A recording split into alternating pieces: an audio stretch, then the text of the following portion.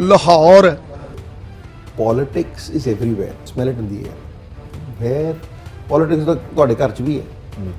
सवाल ये है फवाद चौधरी की गिरफ्तारी पर इमरान खान के पुराने दोस्त नवजोत सिंह सिद्धू भी मैदान में आ गए। इमरान खान को बड़ा पैगाम देते हुए कह दिया कि मुझे पाकिस्तान में आसार मार्शल लॉ के लग रहे हैं। इमरान खान को कैसे अपनी हिफाजत करनी चाहिए, नवजोत सिंह सिद्धू का बड़ा बयान जानिए इस वीडियो में। नवजोत सिंह सिद्धू ने सोशल मीडिया पर बड़ा पैगाम जारी करते हुए कहा कि मेरे जराये के मुताबिक पाकिस्तान में the politics of hope, the politics of bettering people's lives is the real politics that is needed. देखो, you won a great battle fighting against 1 lakh लोगों की लिस्टें तैयार कर ली गई हैं। फवाद चौधरी और उनके भाई की गिरफ्तारी के बाद पीटीआई के बड़े लीडर्स के साथ साथ कारकुनान को भी गिरफ्तार किया जाएगा। कल रात इमरान खान को भी गिरफ्तार करने का पक्का प्लान बना लिया गया था। पुलिस को ये हुक्म दे दिया गया था कि तैयारी रखो, आज इमरान खान को गिरफ्तार करना है। नवजोत सिंह सिद्धू ने ये इंकशाफ किया कि